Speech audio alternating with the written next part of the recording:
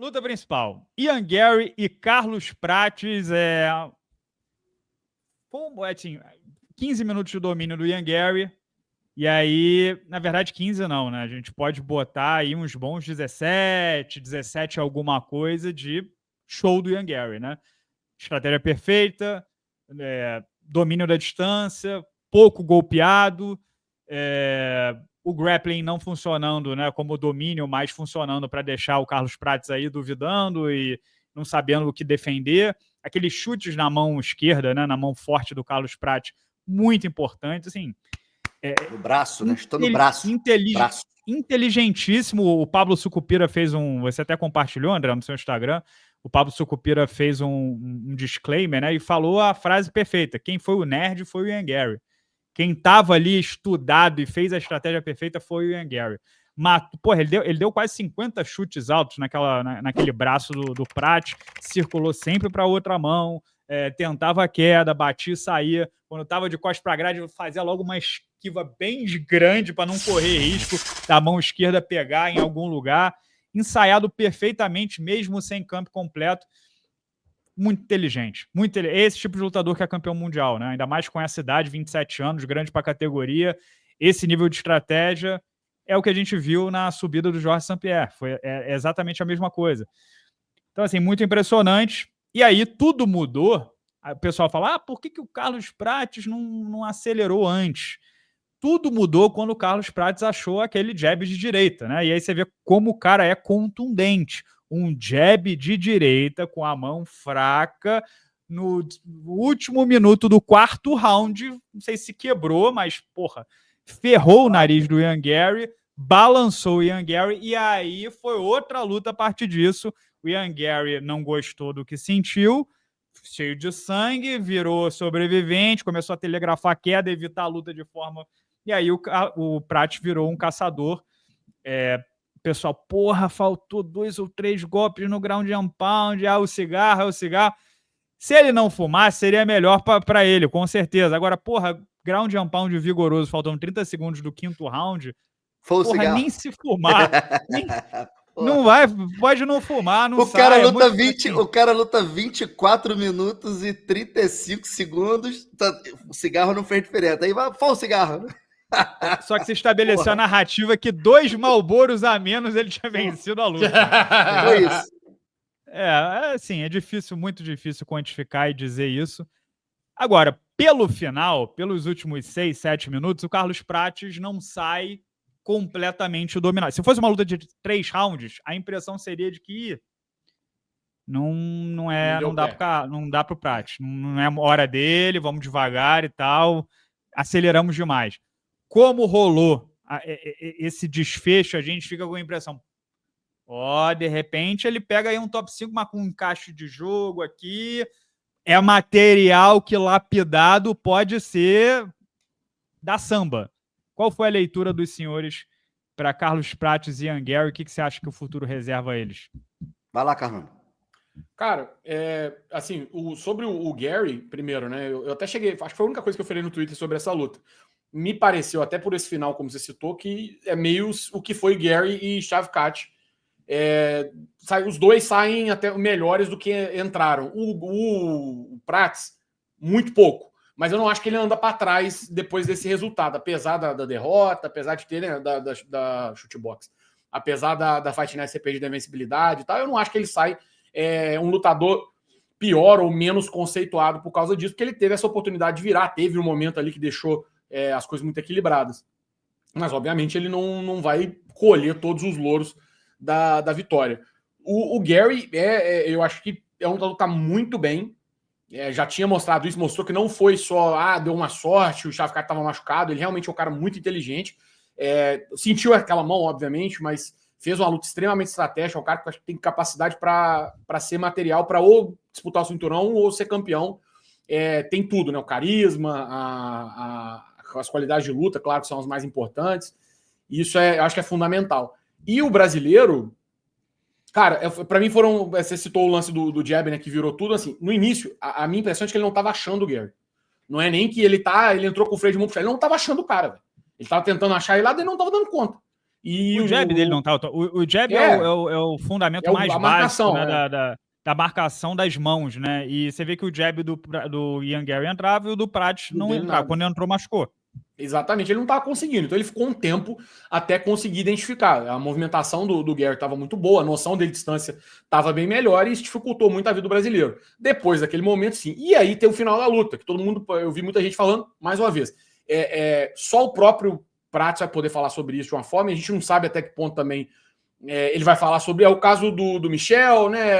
Que só o próprio cara pode falar sobre isso, e a gente não sabe até que ponto também ele vai querer cometer sincericídio e vir abrir o coração dessa forma. Mas eu, particularmente, a impressão que eu fico não é de que ele tava, vacilou, se ele não.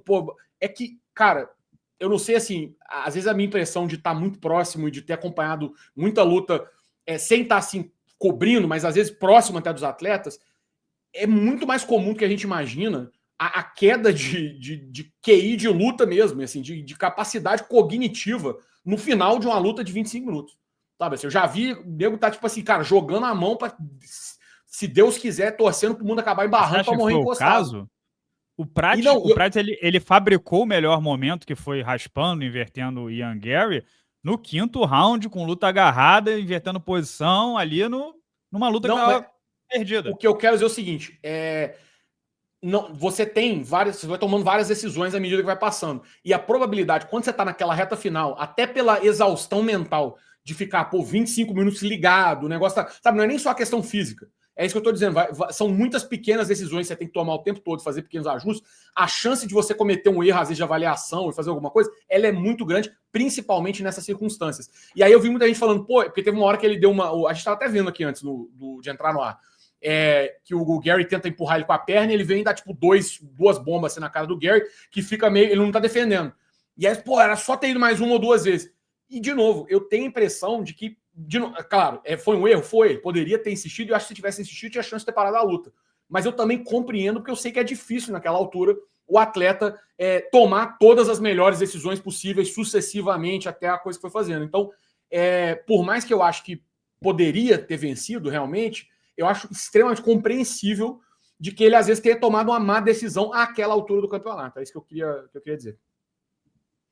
E aí, André, baile, como é que fica Ian Gary e Carlos Prates no seu olhar depois dessa?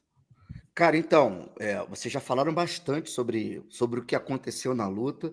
O que eu posso trazer aqui para adicionar é o seguinte: eu conversei com o Demi antes dele embarcar lá para Kansas City, né? E ele me falou mais ou menos qual que seria o plano dele como treinador de grappling para o Gary. E dele do Diego, né? Ele falou mais ou menos o que ele achava, que era fazer exatamente o que o Gary fez. O Gary foi muito inteligente, cara. O Gary fez exatamente o plano em que eles traçaram para ele, que era misturar, fazer MMA e fazer luta longa. Opa, alguém falou isso semana passada, hein? Que a preocupação era que o Gary não podia misturar. Tô brincando. Sim. Não, com certeza. André, mas tem só um parêntese, né? A gente sabe uma coisa, a diferença entre a teoria e a execução. A gente sabe que, não é para parar na frente de Carlos Prates, que aquela mão direita é muito contundente, você não pode levar o direto, tal. A gente sabe disso. Esquerda. Outra coisa é você executar isso brilhantemente durante todo esse tempo. Até porque, para você se mexer sem parar a todo momento, atirando queda, queimando o braço, você tem que ter uma capacidade cardiovascular e uma confiança no seu fôlego, no seu gás, tremenda, porque se você sabe que você vai cansar, você fica tímido, você não faz. Então, assim, o cara, além da estratégia perfeita, ele é fisicamente prendado. Sem dúvida, e tudo isso sem estar com um preparo de 3, 4 meses. Isso é sinal que ele vinha treinando. É um cara que não para de treinar, um cara jovem, né? Mas foi o que você falou, eu ia complementar justamente isso. Uma coisa é você ter um plano tático para executar, outra coisa é você conseguir executar contra um assassino, que é o Prates, né? É um cara que combinar com o adversário, né? Outra coisa é combinar com o adversário. Falar, eu vou fazer isso aqui e você aceita, por favor. Exato, numa luta de 25 minutos, tá? Então, se você prestar atenção, uma coisa que eu percebi, o Prates, geralmente, observa as lutas dele contra o Magny, contra o Chuck Buffalo, contra o Li Jingliang, ele vai conduzindo você para a grade e ele te executa na grade. Ele é muito bom disso. Ele cerca, grade, pum, pega e te nocauteia ali. De joelho, de canhota, Ele escolhe o jeito para te matar ali na grade. O Gary não ficou na grade. Não ficou. Quando ficou, era no clinch ali grudado, e aí o Pratt girava e saía para voltar pegando, o Gary sumia da frente dele. Então eles traçaram um plano. Poucas vezes que ele ficou na grade, ele ficava olhando pro direto. Quando ele esperava o direto, ele jogava a cabeça. Então o plano era: chuta o braço dele. Se ele não botar o braço, vai pegar na cabeça, tu vai nocautear. Combina de mão rápido, 3 golpes, sai da frente dele e entra em queda, entra de single. Dá o benefício da dúvida. E foi isso que ele fez, cara, durante 25 minutos. Entendeu? No final tomou aquela mão, no 4º round ali. Eu acho que... Ele? Não, eu só ia falar o seguinte, 2 coisas pra ele, assim, que obviamente a gente entende porque também foi balançado e tal, mas ele deu as costas muito rápido uma hora lá, né? Foi meio do nada, ele meio que parecia que queria realmente entregar as costas para acabar a luta naquela posição que, pô, sinceramente, com um cara com a capacidade de jiu-jitsu do Prats, poderia ter sido finalizado se o Prats tivesse insistido. Pô, mas ele tava no modo avião ali, Carrano. O cara tava vendo estrela, velho. E assim, depois ele... E logo em seguida, e aí essa hora, beleza, e logo em seguida, numa hora que ele já não tava tanto assim, de novo, é o mesmo caso. São decisões equivocadas. Eu achei que foram essas 2 sucessivas, logo em seguida uma da outra. E depois ele virou de costa e saiu engatinhando, né? Que eu acho que vai tomar um puxãozinho de orelha por conta disso. Porque, de novo, cometer erro é normal, todo mundo comete erro e vai fazer. Mas assim como a gente falou do Prats, e eu disse que eu também entendo, eu entendo ele passar por isso. Mas só para não citar e falar que ele fez uma luta perfeita, né? Ele teve esses 2 momentos que foram meio flagrantes. Eu acho que ele estava balançado ali. Se fosse 3 rounds, vocês já falaram aqui. Eu acho que o Prats, ele perde um pouco o hype, porque a equipe perdeu a invencibilidade, ele perdeu um pouco aquela aura de matador, né? De cara que não nocauteia 4 bondes. Todo mundo perde em algum momento, não tem jeito, né? Você só não perde se você parar de lutar.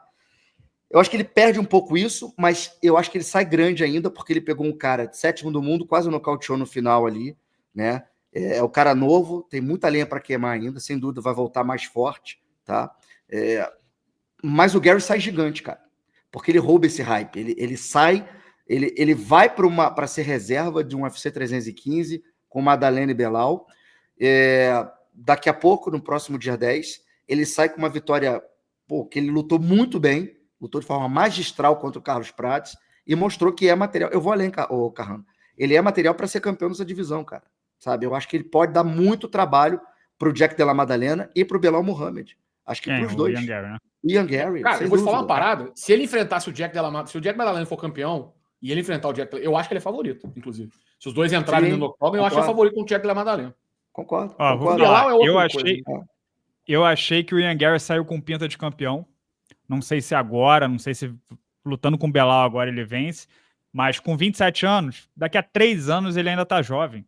Então, assim, pegou 3 lutas seguidas sem... Vai pegar... Tá à disposição 3 vezes seguidas sem campo completo para Carlos Prates, Rakhmonov e Belal, Jack Della Maddalena. Isso prova, assim, confiança desse cara é gigantesca. Ele não tem medo de ninguém. Não. Venceu o Michael Page antes, né? Então, assim, medo ele não tem de ninguém, né? Extremamente inteligente, estratégico, grande para a categoria, jovem. Ele tá com pinta de que vai ser campeão, dependendo do encaixe cedo ou tarde. Essa é a minha impressão sobre o Ian Gary. E o que impressionou, só pra gente amarrar essa história técnica aqui, me impressionou na transmissão ali, naqueles 3 primeiros rounds, e ele ganhou o Prates em pé, galera. A gente tá falando muito do grappling do Gary, mas ele ganhou em pé, né? Dando o benefício da dúvida ali, entrando de single e tudo, mas, cara, em pé, foi o que o Carrano falou, ele não tava conseguindo, o Prates não tava conseguindo achar o Gary ali. Foi um nó tático, realmente. Parabéns aí o Diego Lima, o Demi, a galera que fez a estratégia do Gary, e a tática aplicada ali foi perfeita, cara. Mandaram bem mesmo. O que eu ia dizer é o seguinte, o Ian Gary pode ser o Brasil na categoria até 77 quilos. Porque se o Prates não se recuperar, não avançar, o Durinho já tem uma certa idade, Vicente Luque. Sim, ninguém vai torcer a favor do Gary contra o Prates, o Durinho, o Vicente Luque. Não estou sugerindo isso. Eu estou sugerindo, se o Durinho, que está em fim de carreira, não venceu o Michel Morales, se o Vicente Luque não conseguir voltar para o ranking, o Carlos Prates não voltar a avançar e a gente só tiver o Ian Gary disputando o título e aí nas rivalidades na cabeça, é um cara que treina no Brasil, que fala português, que o filho se chama Leandro, que a esposa é brasileira, e pode ser alguém que se toma um certo carinho, tipo o mexicano gostando do Diego Lopes, ou não? Sim, não, pô, e outra, eu diria, e ele inclusive, ele faz uma questão do cacete. Se você olhar a promoção dele para essa luta, ele fez questão, gravou vídeo para rede social. Esse vídeo do Coisa não Dominar o CPF, né? É um corte de um videozinho que ele fala qual que é a capital do Brasil, né? Ele responde um monte de perguntas sobre o Brasil que muita gente não sabe, assim, principalmente gringo e tal.